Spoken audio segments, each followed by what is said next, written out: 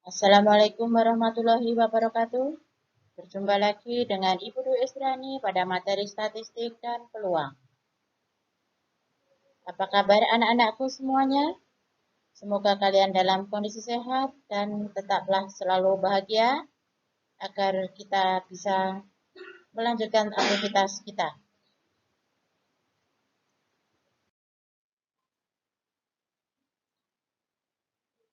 Statistik adalah ilmu pengetahuan yang berhubungan dengan cara-cara pengumpulan data, pengolahan data, penyajian data, penganalisaan data, serta penyimpulan data.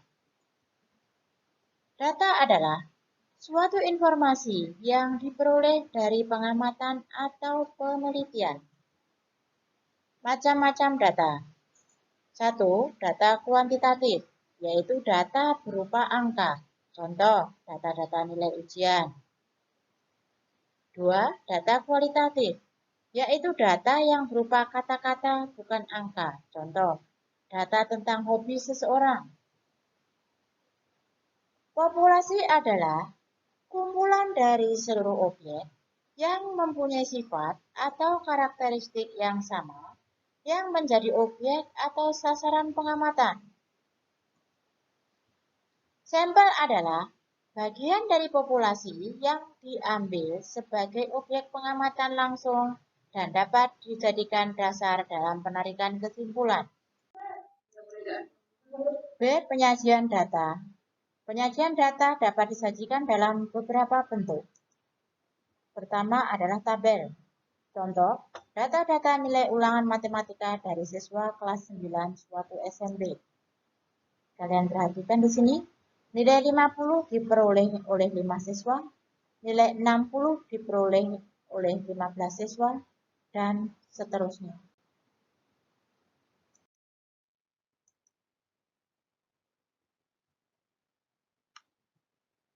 Yang kedua, data dalam bentuk diagram batang. Kalian perhatikan gambarnya sebagai berikut. Kita bisa membaca bahwa nilai 50 diperoleh oleh 5 siswa, nilai 60 diperoleh oleh 15 siswa, nilai 70 diperoleh oleh 20 siswa, dan seterusnya.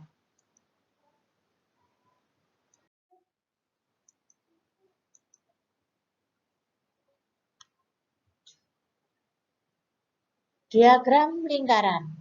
Kalian perhatikan, jumlah siswa yang mengikuti ulangan adalah 5 ditambah 15 ditambah 20 ditambah 10 ditambah 5 ditambah 5 sama dengan 60 siswa.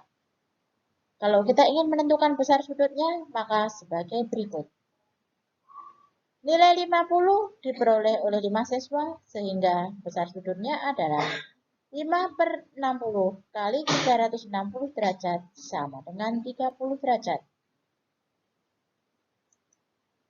Kedua, nilai 60 diperoleh oleh 15 siswa, sehingga besar sudutnya adalah 15/60 kali 360 derajat sama dengan 90 derajat. Nilai 70 diperoleh oleh 20 siswa, sehingga besar sudutnya adalah 20/60 kali 360 derajat sama dengan 120 derajat.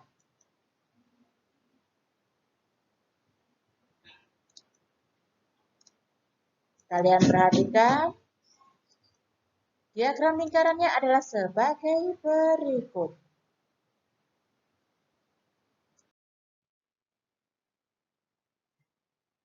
Selanjutnya adalah penyajian data dalam bentuk gambar atau piktogram. Kalian perhatikan di sini, satu gambar mewakili 5 siswa, sehingga kalau kita baca adalah siswa dengan nilai 50 ada 5, siswa dengan nilai 60 ada 15, siswa dengan nilai 70 ada 20, dan seterusnya.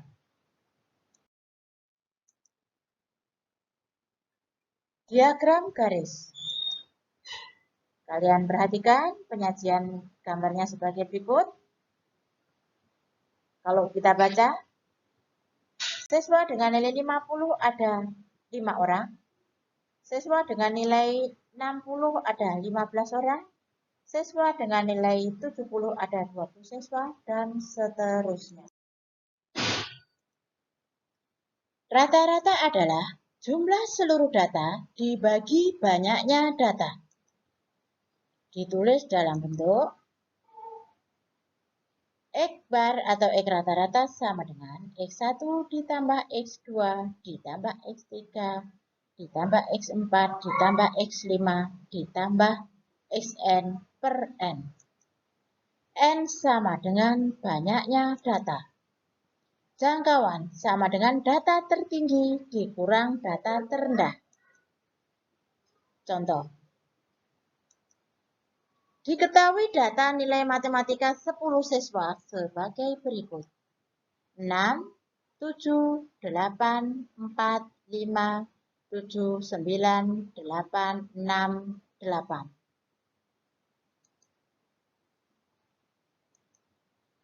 Rata-ratanya adalah X bar sama dengan 6 ditambah 7 ditambah 8 ditambah 4 ditambah 5 ditambah 7 ditambah 9 ditambah 8 ditambah 6 ditambah 8 sama dengan 10.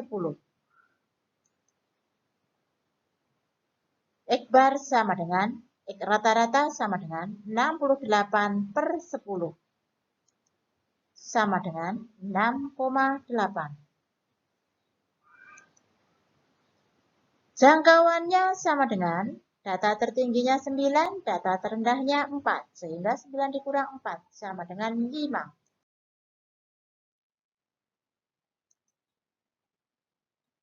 Modus.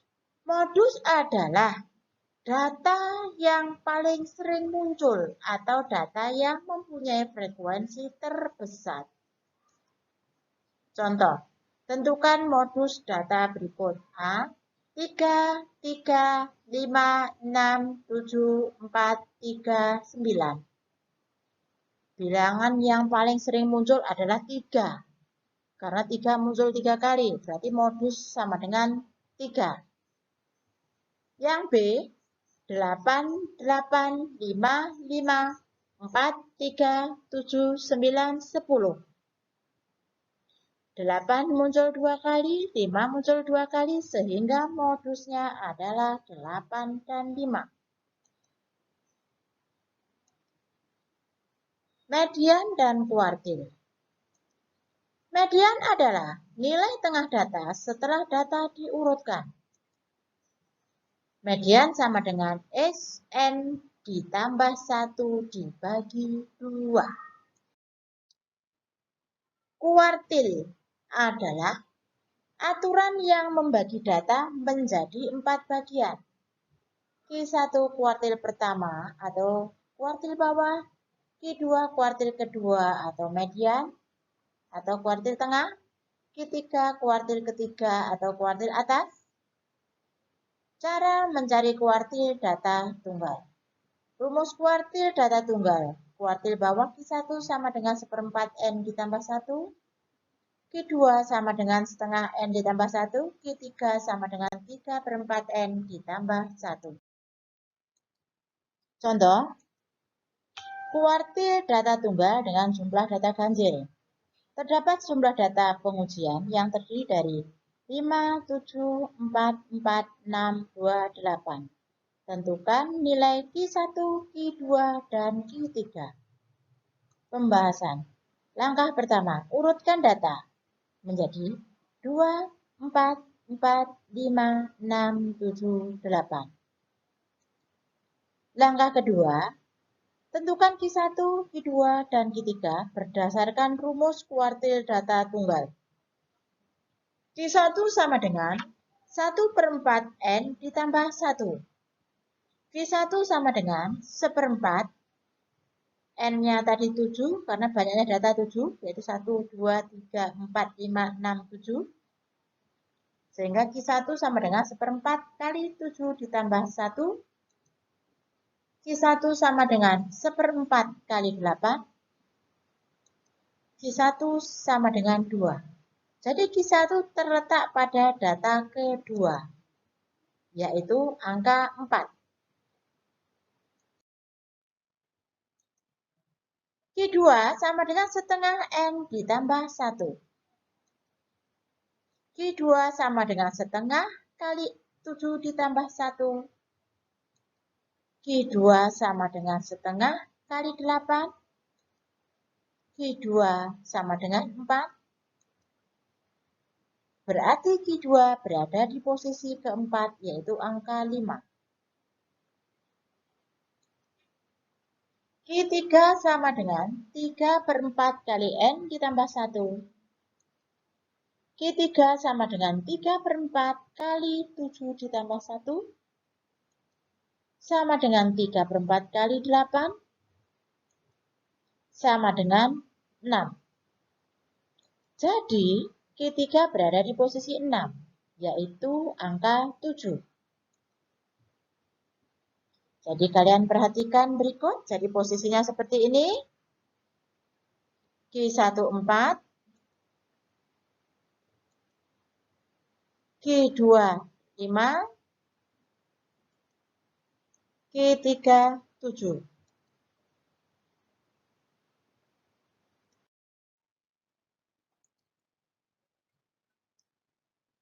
Kuartil data tunggal dengan jumlah genap.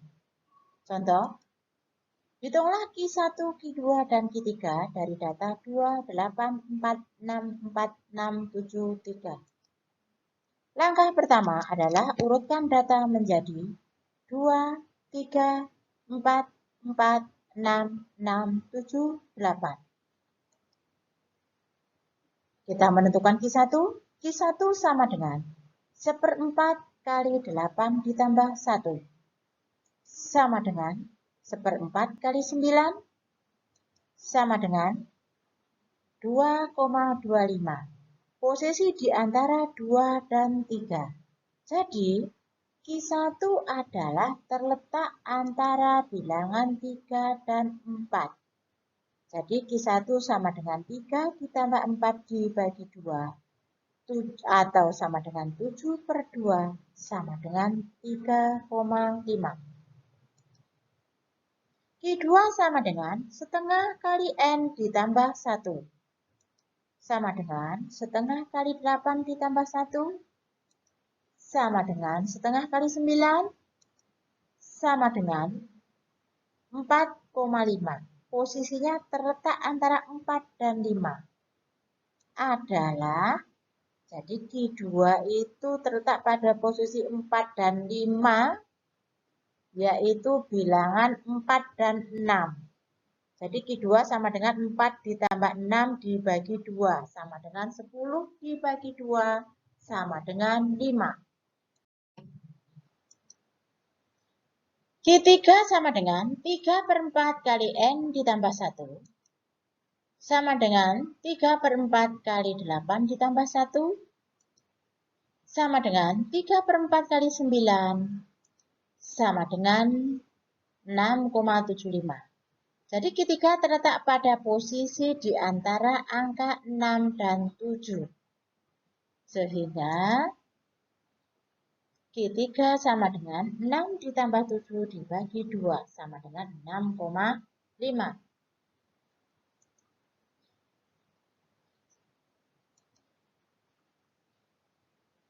Kalian perhatikan, di sini letak Q1 antara 3 dan 4.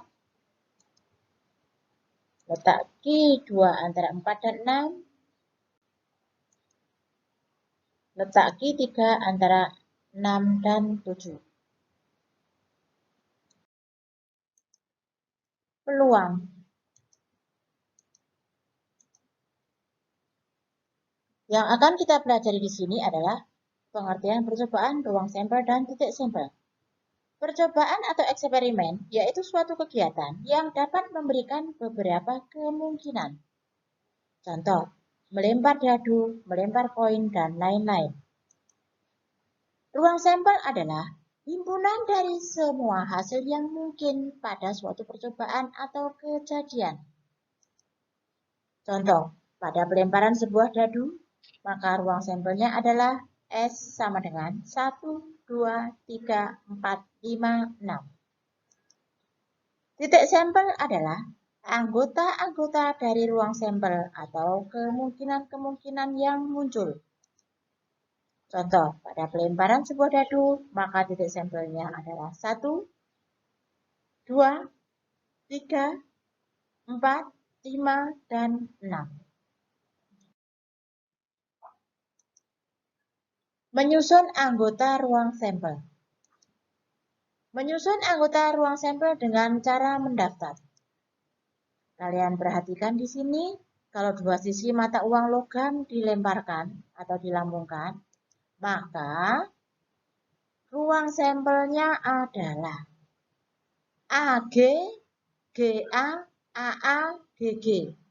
Artinya di sini kalau ruang sampelnya A, G, berarti pada mata uang pertama keluar angka, pada mata uang kedua keluar gambar. Kalau GA artinya pada mata uang pertama keluar gambar, pada mata uang kedua keluar angka. Kalau AA artinya pada mata uang pertama keluar angka dan pada mata uang kedua keluar angka. GG berarti artinya pada mata uang pertama keluar gambar, pada mata uang kedua keluar gambar. Titik sampelnya adalah berarti anggota masing-masing dari ruang sampel. A, G, G, A, A, dan G, G. Menyusun anggota ruang sampel dengan diagram pohon. Kalian perhatikan sini. Jika kita melempar sebuah koin dan sebuah dadu berisi 6, maka ruang sampelnya adalah sebagai berikut. G6, G5, G4, G3, G2, G1, A6, A5, A4, A3, A2, A1. Jadi kalian perhatikan di sini ruang sampelnya. A1, A2, A3, A4, A5, A6, G1, G2, G3, G4, G5, G6.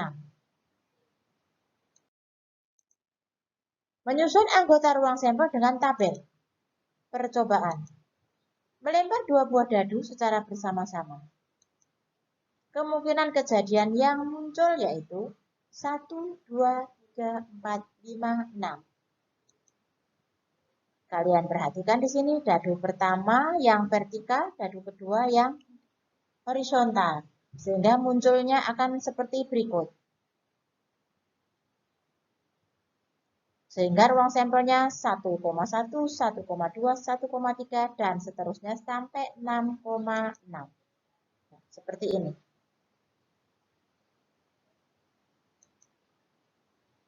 Banyaknya ada 36.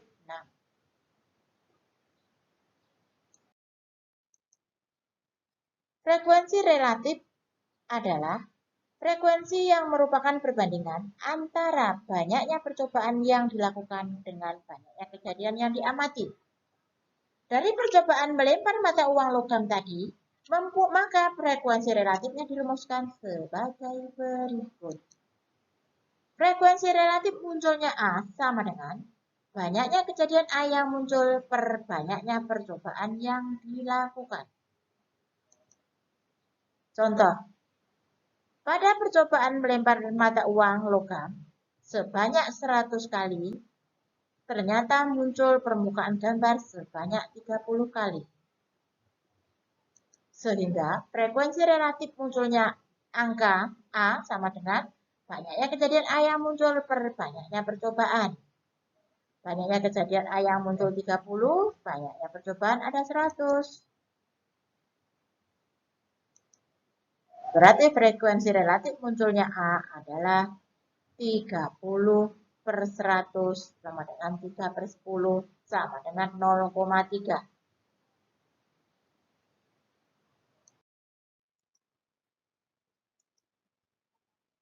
Peluang munculnya suatu kejadian sama dengan banyaknya kejadian yang dimaksud per banyaknya kejadian yang mungkin. PA sama dengan NA per NS. NA sama dengan banyaknya anggota A. NS sama dengan banyaknya anggota S. Nilai-nilai peluang yang diperoleh berkisar antara 0 sampai dengan 1. Contoh, tiga buah mata uang logam dilambungkan bersama-sama. Tentukan A. Ruang sampelnya, B. Peluang munculnya satu angka, C. Peluang munculnya 3 gambar, D. Peluang munculnya paling sedikit 1 gambar. Penyelesaian. Kalian perhatikan, ruang sampelnya adalah AAA, AAG, AGG, GGG, GGA, GAA, AGA, GAG. Banyaknya ruang sampel ada 1, 2, 3, 4, 5, 6, 7, 8. Jadi NS sama dengan 8. B. Peluang munculnya satu angka. Kalian perhatikan, peluang munculnya satu angka. Berarti angkanya muncul satu kali. Berarti anggota B, AGG, GGA, GAG. Jadi NB ada 3. Jadi peluang B sama dengan NB per NS, 3/8. C sama dengan kejadian munculnya 3 gambar. 3 gambar berarti GGG. Berarti anggota C itu GGG. Banyaknya anggota C hanya 1. Sehingga NC sama dengan 1. Peluang C sama dengan NC per NS sama dengan 1/8. D sama dengan kejadian munculnya paling sedikit 1 gambar. Kalau paling sedikit 1 gambar artinya boleh lebih dari 1 gambar. Boleh 2 gambar, boleh 3 gambar. Kita lihat ruang sampelnya D adalah AAG, AGG, GGG, GGA, GAA, AGA, GAG. Jadi ada 1, 2, 3, 4, 5, 6, 7. Jadi banyaknya anggota D adalah 7. Sehingga peluang D sama dengan ND per NS sama dengan 7/8. Demikianlah pelajaran kita hari ini. Semoga kalian bisa memahami penjelasan Ibu.